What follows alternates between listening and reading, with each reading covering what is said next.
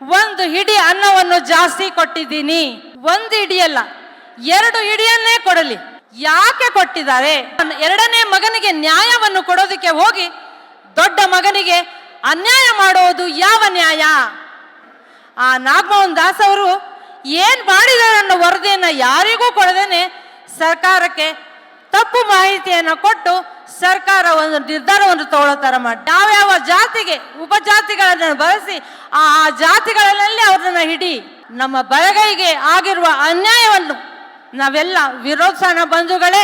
Supreme court ಆದೇಶ ಹೊರಡಿಸುತ್ತೆ, ಸಮೀಕ್ಷೆಯನ್ನು ನಡೆಸಬೇಕು, ಅದರ ಪ್ರಕಾರ ಮೀಸಲಾತಿಯನ್ನ ನೀಡಬೇಕು ಅನ್ನೋ ಒಂದು ಆದೇಶವನ್ನು ಹೊರಡಿಸುತ್ತೆ.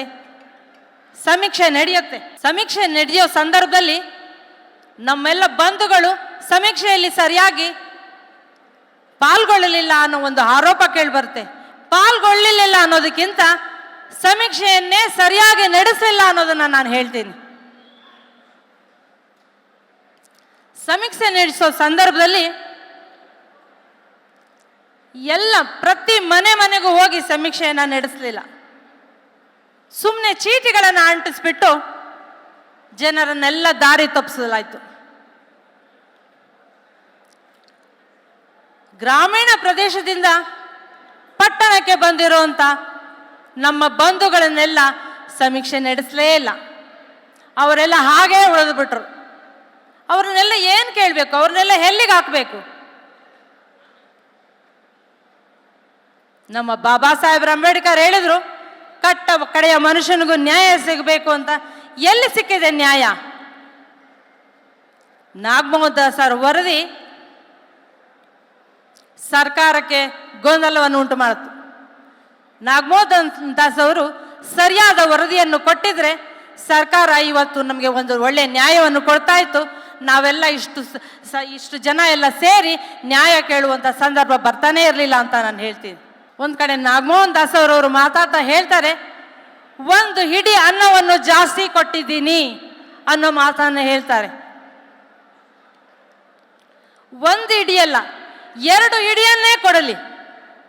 ಯಾಕೆ ಕೊಟ್ಟಿದ್ದಾರೆ, ಎಷ್ಟು ಕೊಟ್ಟಿದ್ದಾರೆ, ಯಾರ್ಯಾರಿಗೆ ಕೊಟ್ಟಿದ್ದಾರೆ ಅನ್ನೋ ಮಾಹಿತಿಯನ್ನ ಎಲ್ಲ ನಮ್ಮೆಲ್ಲರ ಸಮ್ಮುಖದಲ್ಲಿ ಬಂದು ಉತ್ತರವನ್ನು ಕೊಡಲಿ.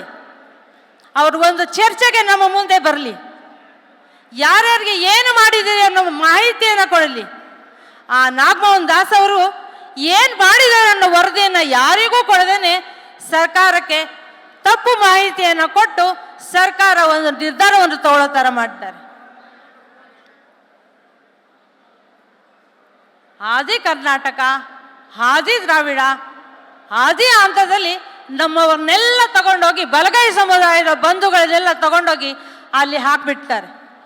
ನಾವೆಲ್ಲರೂ ಸರ್ಕಾರದ ಮುಂದೆ ನಮ್ಮ ಬೇಡಿಕೆಯನ್ನು ಇಡ್ತಾ ಇರೋದು ಏನಂದ್ರೆ, ಅವ್ರನ್ನೆಲ್ಲ ಯಾವ್ಯಾವ ಜಾತಿಗೆ ಉಪಜಾತಿಗಳನ್ನು ಬಳಸಿ ಆ ಜಾತಿಗಳಲ್ಲಿ ಅವ್ರನ್ನ ಹಿಡಿ. ಅದರ ಮೇಲೆ ಅಂಕಿಅಂಶ ನಮಗೆ ಸರಿಯಾದ ಅಂಕಿಅಂಶ ನಮಗೆ ಸಿಗುತ್ತೆ. ಆ ಅಂಕಿಅಂಶನ ವರದಿ ತೆಗೆದುಕೊಂಡು ಸರ್ಕಾರಕ್ಕೆ ಕೊಡಿ ನ್ಯಾಯಮೂರ್ತಿಗಳೇ ಅಂತ ನಾವು ಕೇಳ್ಕೋಬೇಕಾಗುತ್ತೆ. ಸಮೀಕ್ಷೆ ವೇಳೆಯಲ್ಲಿ ಆಗಿರೋ ತಪ್ಪುಗಳನ್ನೆಲ್ಲ ಸರಿಪಡಿಸಿ ಇನ್ನೊಂದು ಸಾಧ್ಯವಾದರೆ ಇನ್ನೊಂದು ಸಮೀಕ್ಷೆಯನ್ನು ನಡೆಸಬೇಕು ಅಂತ ನಾವು ಸರ್ಕಾರಕ್ಕೆ ಮನವಿ ಮಾಡಿಕೊಳ್ಳೋಣ ಬಂಧುಗಳೇ. ಈಗ ನಮ್ಮೆಲ್ಲರ ಮುಂದೆ ಇರುವಂಥ ನಮ್ಮ ಬಲಗೈಗೆ ಆಗಿರುವ ಅನ್ಯಾಯವನ್ನು ನಾವೆಲ್ಲ ವಿರೋಧಿಸೋಣ ಬಂಧುಗಳೇ.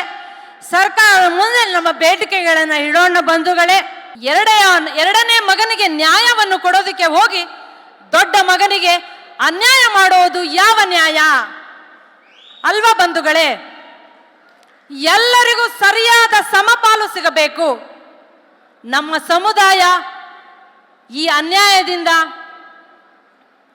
ಹೊರಗೆ ಬರಬೇಕು, ನಮಗೆ ಸರಿಯಾದ ನ್ಯಾಯವನ್ನು ಕೊಡಬೇಕು ಅಂತ ನಾವು ಸರ್ಕಾರದ ಮುಂದೆ ನಮ್ಮ ಬೇಡಿಕೆಗಳನ್ನು ಇಡೋಣ.